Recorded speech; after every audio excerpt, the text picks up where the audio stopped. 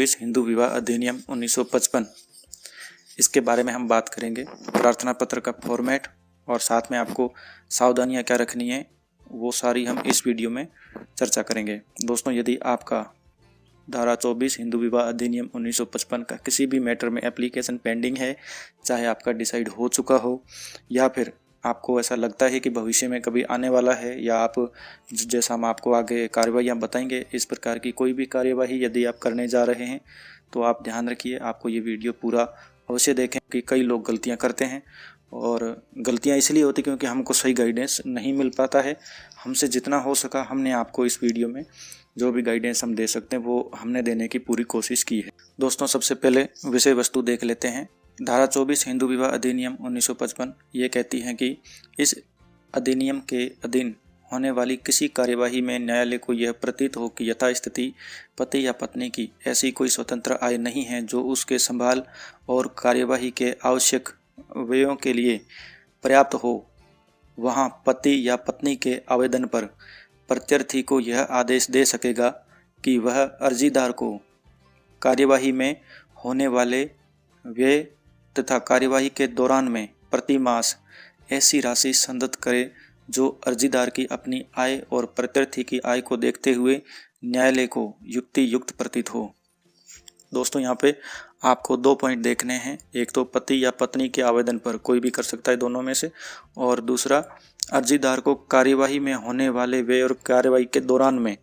दोस्तों, ये जो 2 चीज़ें हैं, ये इसका अर्थ ये है कि ये जब तक मुख्य याचिका की कार्यवाही चलेगी तब तक के लिए ही यह प्रावधान किया गया है। आपको ऐसा लगता है कि इनमें से कोई भी केस या तो आप करने वाले हो या पत्नी की तरफ से होने वाला है, तो आप इनको ज़रूर ध्यान रखें कि धारा 24 हिंदू विवाह अधिनियम का प्रार्थना पत्र किस प्रकार की कार्यवाही में लगता है।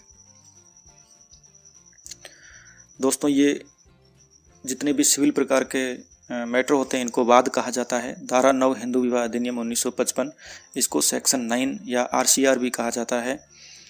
दोस्तों, यदि पत्नी को वापस लाने के लिए या पत्नी द्वारा पति के साथ वापस रहने के लिए किसी भी प्रकार की कोई कार्यवाही जो कि सिविल वाद होता है वो हिंदू विवाह अधिनियम के अंतर्गत दायर किया जाता है, तो उसमें धारा 24 हिंदू विवाह अधिनियम का प्रार्थना पत्र लगता है।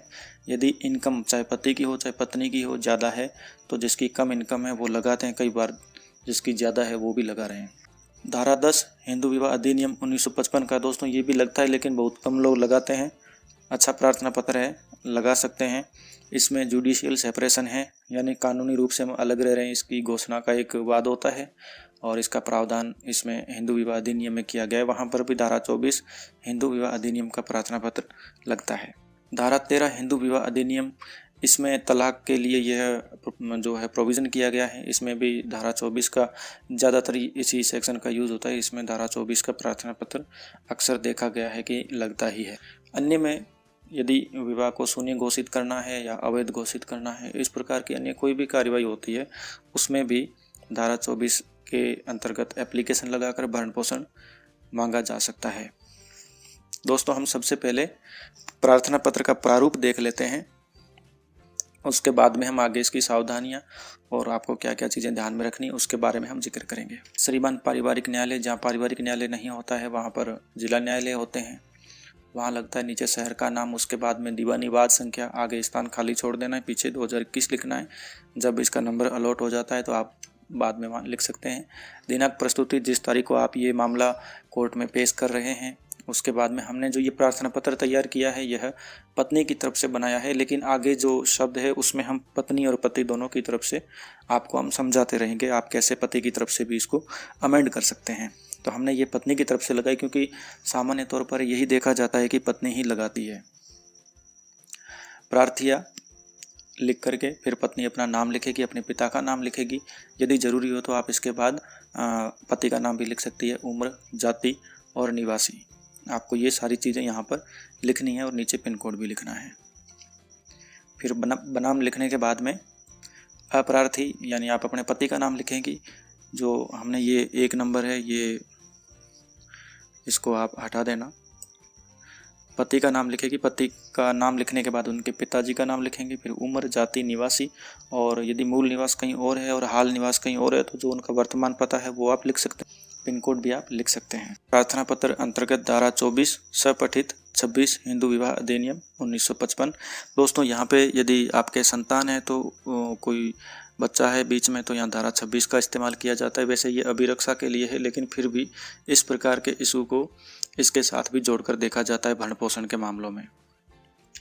नीचे दोस्तों श्रीमान जी प्रार्थी या प्रार्थिया, यहाँ पे दोस्तों यदि आप पति की तरफ से लगा रहे हैं तो प्रार्थी लिख देना, और पत्नी की तरफ से ही आप कंटिन्यू रखना चाहते हैं तो आप इसको प्रार्थिया कर सकते हैं।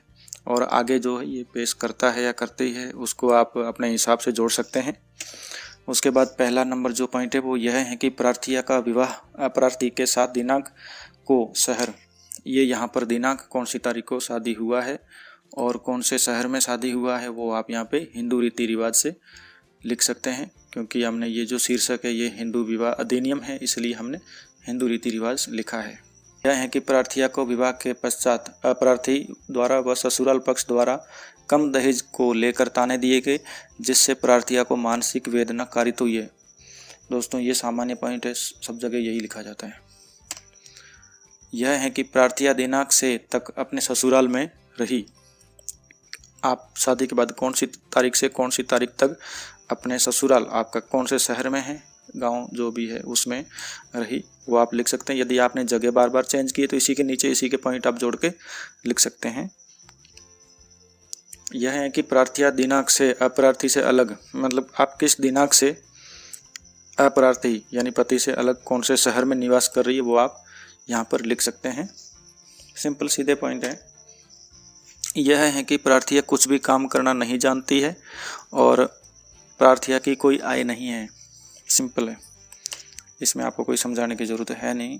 यह है कि अप्रार्थी ने प्रार्थिया को जानबूझकर षड्यंत्र से छोड़ रखा है, इसमें भी कुछ खास नहीं है। यह है कि अप्रार्थी को प्रति माह 1 लाख रुपए की आय होती है, बहुत होती है, इससे भी ज़्यादा होती होगी। दोस्तों ये जो पॉइंट है 5, 6 और 7 ये रटे रटाई पॉइंट है, ये सब जगह लिखा जाता है। बहुत कुछ ये सिंपल पॉइंट है, इनमें कुछ है नहीं। और दोस्तों प्रार्थना पत्र में आपको ये यदि आपके इतने पॉइंट भी है ना तो भी आपके चल जाएंगे, और इतने ही पॉइंट होने चाहिए। इससे ज़्यादा फालतू रामायण लिखने का कोई मतलब है नहीं, क्योंकि उनका इसमें कोई कंसिडरेशन होता ही नहीं है। ये सिंपल एक समरी प्रोसीडिंग है, बस आ गया एप्लीकेशन मेंटेनेंस ऑर्डर हो जाता है, इसी टाइप के ये पॉइंट्स है। उसके बाद में आप नीचे प्रार्थिया को प्रति माह रुपये 10,000 का भरण पोषण दिलाया जाए, हमने छोटा ऐसे ही एग्जाम्पल के लिए आपके लिए लिखा है। उसके बाद में यदि संतान है तो नीचे पॉइंट नंबर 2 में इसी के आगे आप लिख सकते हैं कि संतान को प्रति माह रुपये 5,000 का भरण पोषण दिलाया जाए। और ये जो पॉइंट है ये आप उसके बाद में भी डाल सकते हैं। प्रार्थिया को कार्यवाही खर्चे 5,000 और अधिवक्ता की फीस 30,000 सहित कुल 35,000 एक मुश्त दिलाया जाए। दोस्तों जो धारा 24 है इसी में ही ये प्रावधान है अधिवक्ता फीस का और इसका। बाकी 125 CRPC और घरेलू हिंसा में ऐसा कोई प्रावधान नहीं है, इसलिए ये पॉइंट जैसा है आप वैसा लिख सकते हैं। 3 नंबर में आप लिख सकते हैं अप्रार्थिया को आने जाने का किराया मई 1 संरक्षक 1,000 रुपये अप्रार्थी से दिलाया जाए।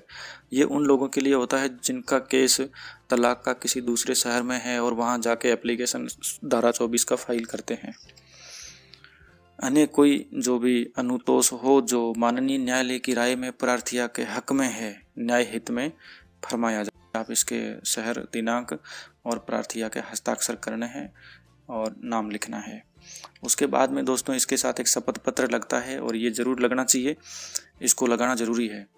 यह शपथ पत्र आप सेवा में श्रीमान न्यायाधीश महोदय, पारिवारिक न्यायालय, शहर का नाम, मूल याचिका संख्या। आप चाहे तो यहाँ पार्टी का पूरा नाम लिखने की ज़रूरत नहीं है। इसके नीचे आप जो प्रार्थिया है वो अपना नाम लिख देगी और प्रार्थी का नाम यहाँ पे आप लिख सकते हैं। उसके बाद में प्रार्थना पत्र अंतर्गत धारा 24 पठित धारा 26 हिंदू विवाह अधिनियम के समर्थन में शपथ पत्र, आपको सिर्फ इतना ही लिखना है। उसके बाद में आगे मैं उसके बाद जो प्रार्थिया है वो अपना नाम, पिता का नाम, उम्र, जाति, निवासी, हाल निवासी, पिन, ये शपथ पूर्वक कथन करता हूँ। अभी हमने जो ये प्रार्थना पत्र बनाया है महिला की तरफ से बनाया, तो कथन करती हूँ कि 1 नंबर पॉइंट में लिखेंगे प्रार्थना पत्र अंतर्गत धारा 24 पठित 26, यदि बच्चा है तो 26 लिखना है। हिंदू विवाह अधिनियम 1955 मेरे निर्देशानुसार तैयार किया गया है, जिसके पैरा संख्या 1 से अंत तक मेरी जानकारी में सही व सत्य है।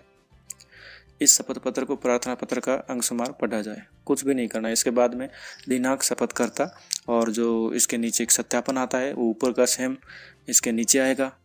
पैरा 1 से अंत तक मेरी जानकारी में सही और सत्य है, शहर का नाम और प्रार्थिया हस्ताक्षरमय नाम। दोस्तों यहाँ तक जो है हमने आपको शॉर्ट में बताने की कोशिश की है प्रार्थना पत्र और शपथ पत्र किस प्रकार आपको बनाना है। अब दोस्तों इसमें आगे सावधानियों में आ जाते हैं दोस्तों, इनको आप बहुत अच्छे से समझ लेना। यह प्रार्थना पत्र के साथ शपथ पत्र दिया जाना अनिवार्य है, लगाना है। सामान्यतः विपक्षी पार्टी को नोटिस मिलने के बाद कोर्ट में अपील होने पर ही यह प्रार्थना पत्र पेश करना चाहिए। दोस्तों इस पॉइंट को आप अच्छे से समझ लीजिए कि मान लीजिए पति ने तलाक का केस फाइल किया है और पत्नी को तलाक के केस के नोटिस मिल चुके हैं, तो पत्नी को नोटिस मिलने के बाद ही यह एप्लीकेशन कोर्ट में फाइल होता है। लेकिन यदि पति खुद तलाक का केस फाइल करता है और पत्नी पर यही एप्लीकेशन लगाना चाहता है, तो उसको सामान्यतः तलाक के नोटिस पत्नी को मिलने के बाद जब पत्नी पहली बार आती है कोर्ट में तब उसको लगाना चाहिए।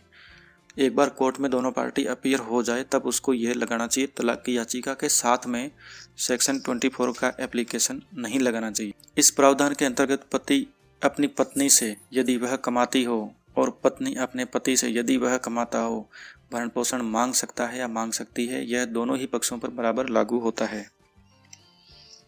इस प्रावधान के तहत तलाकशुदा पक्ष एक दूसरे से भरण पोषण नहीं मांग सकते, क्योंकि यह हिंदू विवाह अधिनियम के अंतर्गत जो कार्रवाई होती है उसके अंदर ही पोषणीय है। जब तलाक हो गया तो हिंदू विवाह अधिनियम लागू नहीं होगा। धारा 24 हिंदू विवाह अधिनियम के एप्लीकेशन का निर्धारण मूल याचिका के निर्णय से पूर्व होता है। तलाक के केस में यदि पत्नी द्वारा लगाई जाती तो इस पे ऑर्डर पहले होगा, तलाक पे बाद में होगा। दोनों ही पक्ष पति या पत्नी एक ही बाद में यह प्रार्थना पत्र पेश कर सकते हैं, तब यह जवाब दावा या प्रत्युत्तर के रूप में पेश किया जा सकता है। दोस्तों मान लीजिए कि यदि पत्नी ने पति के तलाक के केस में पत्नी ने यह प्रार्थना पत्र लगाया है और अब पति चाहता है कि वह भी लगाए, तो दोनों ही इसमें लगा सकते हैं। प्रक्रिया उस समय ये होगी कि पति पत्नी के धारा 24 का जो प्रार्थना पत्र है उसका जवाब पेश करते समय एक अलग से प्रार्थना पत्र देगा जिसको जवाब दावा कहा जाता है। दोनों ही पक्ष एक दूसरे पर एक ही केस में एक दूसरे से भरण पोषण मांग सकते हैं और कोर्ट फिर उसके बाद डिसाइड करेगा।